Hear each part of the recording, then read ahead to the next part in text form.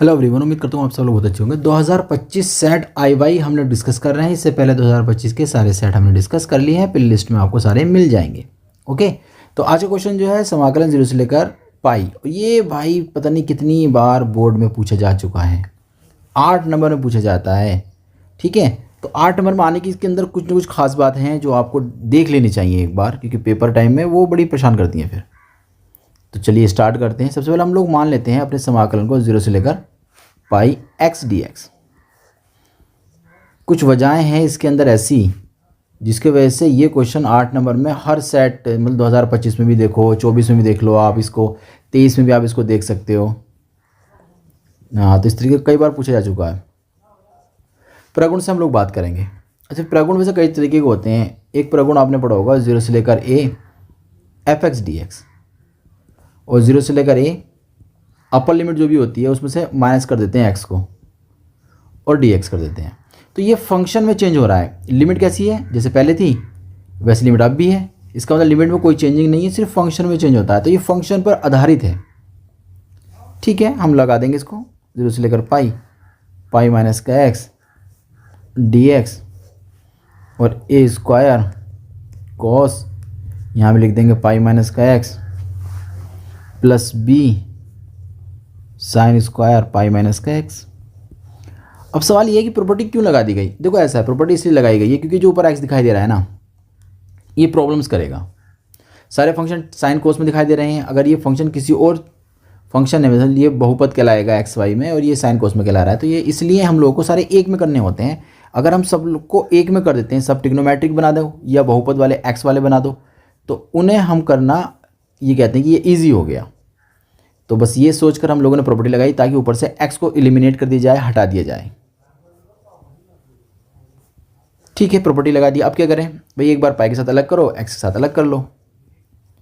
i बराबर limit तो उसे लेकर pi, pi upon a square cos square x b square sine square x minus x upon a square cos square x plus b square sine square x, और बाहर आ जाएगा D x.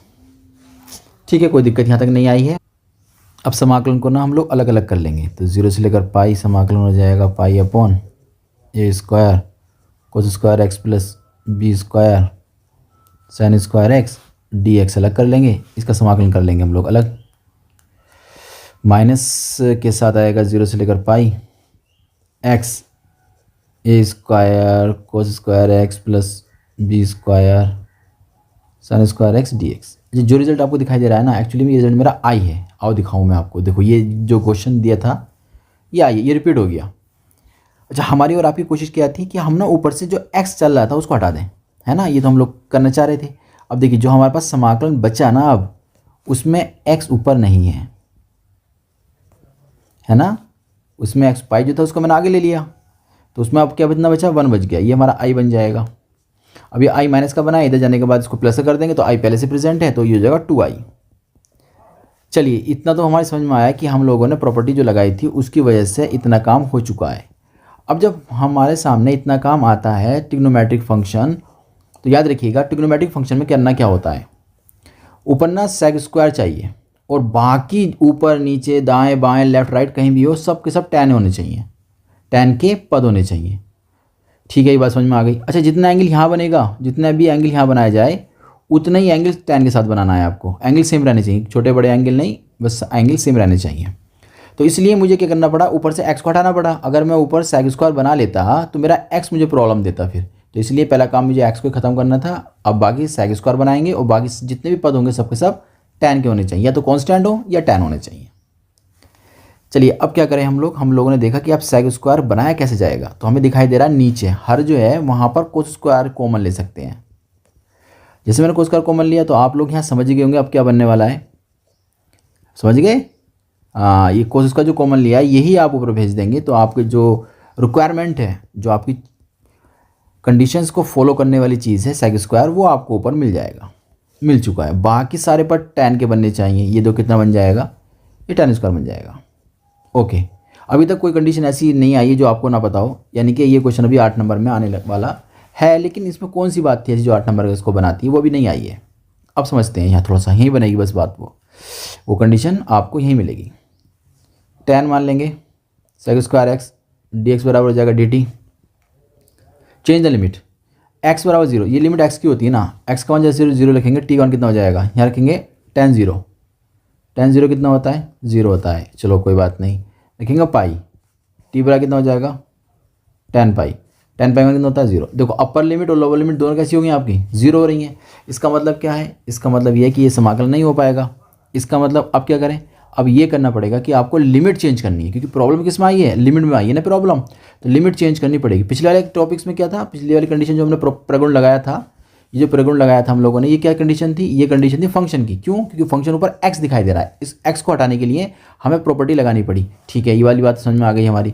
जब हमारा ऊपर से x हट गया, यहाँ पर देखो कंप्लीटली हम लोगों ने x को ऊपर हटा लिया, तो अब हमारे पास जो समाकलन बचा वो ऐसे समाकलन बचा है। अब इसे कैलकुलेट करा तो पता चला कि इसकी लिमिट में प्रॉब्लम आ रही है, तो अब हमारा काम क्या है, लिमिट की प्रॉब्लम को सॉल्व करना। तो उसके लिए क्या हुआ है, प्रगुण लगाना पड़ेगा। लिमिट में छेड़छाड़ करने वाली प्रॉब्लम, यानी प्रगुण जो है वो कौन सा वाला होता है ना। वैसे तो कई सारे हैं, 2 हैं लगभग। मैं आपको बताता हूँ एक अच्छा वाला प्रगुण। देखो ये होता है, इसमें एफ एक्स dx हो जाता है। इसमें करना पड़ता है कि इस तरीके से 2 जगह डिवाइड होता है, एक तो 0 से लेकर a आता है, एफ एक्स आएगा dx आएगा, यानी कि जो लिमिट ऊपर 2a दे रखी है ना आपको, ये कितनी बन जाएगी, ये a बन जाएगी, आगे 2 से मल्टीप्लाई कर देंगे। लेकिन ये कब कहता है, ये कहता है जब अपर लिमिट हमारे पास जो भी हो उसमें माइनस करेंगे, फंक्शन को माइनस एक्स करेंगे तो लौट कर एफ एक्स ही आ जाना चाहिए, फंक्शन ही आ जाना चाहिए। कहता है 0 भी आ सकता है अगर आपने अपर लिमिट को माइनस करके रखा और रिजल्ट आ गया आपका माइनस में। ठीक है, तो अभी आप प्रॉब्लम से कौन सी वाली कंडीशन हम लगाएंगे। देखो सिंपल सी बात बता दूं मैं आपको, इसमें जहाँ जहाँ भी एक्स है वहाँ फंक्शन के ऊपर क्या लग रहा है, स्क्वायर लग रहा है, यहाँ भी स्क्वायर लग रहा है, यहाँ भी स्क्वायर, यहाँ भी स्क्वायर। इसका मतलब कभी भी आंसर जो माइनस वाला है वो तो कभी आ ही नहीं सकता ना, क्योंकि स्क्वायर होने की वजह से सब आंसर कैसे हो जाएंगे आपके प्लस के। ये सारे स्क्वायर होने की वजह से कैसा रिजल्ट मिलेगा, प्लस का, तो माइनस तो कभी आ ही नहीं सकता। तो इनके 0 तो आंसर कभी बन ही नहीं सकता, तो प्रगुण कौन सा लगाना पड़ेगा आपको, ये वाला, ऐसा सोच लिया जाता है। इसका मतलब अब हमारा प्रगुण लग चुका है, तो क्या करना पड़ेगा, आगे 2 से गुणा करते हैं, लिमिट में 2 से भाग करते हैं। क्या तरीका है, आगे 2 से गुणा, लिमिट में 2 से भाग, और बाकी फंक्शन से कोई मतलब नहीं है, वो फंक्शन हमारा ऐसी का ऐसी ही रहेगा। ठीक है, इस 2 से क्या हो जाएगा, 2 कट जाएगा, अब कितना बचेगा, i बचेगा, यहाँ कितना आ जाएगा पाई, लिमिट आ गई 0 से लेकर पाई/2, फिर हुआ हमारे पास sec स्क्वायर एक्स और a square plus b square और tan स्क्वायर एक्स dx। इसका मतलब ये वो कंडीशन थी जिसकी वजह से ये सवाल बनता है 8 नंबर का हर साल। आई बात समझ में। तो प्रगुण जो लगाते हैं हम लोग कंडीशन को देख के लगाते हैं कि क्या कंडीशन है, हमें क्या काम करना है। Change the limit, change the limit करिए, क्योंकि x की लिमिट है, x बराबर 0 पर कितना है, t का मान tan 0 कितना बनता है, सब जानते हैं 0 बनेगा। x का मान जब हम लोग पाई/2 लेंगे, t का मान कितना हो जाएगा, tan पाई/2, tan 90 कितना होता है, इन्फिनिटी बन जाता है भाई ये। अब लिमिट हमारी अलग लगा चुकी है, तो इधर था हमारे पास i बराबर पाई 0 से लेकर इन्फिनिटी, ऊपर जो हमारे पास रिजल्ट आया है ये dx वाला बन जाएगा हमारे पास dt, 1/a square plus b square और t स्क्वायर हो जाएगा dt, ये कंडीशन हो जाएगी। अब क्या करेंगे हम लोग ना यहाँ से ना b स्क्वायर कॉमन ले लेंगे। वैसे यहाँ भी हो सकता है समाकलन चाहो तो, लेकिन मुझे अच्छा लग रहा है कि मैं इसको b को कॉमन ले लूँ पहले।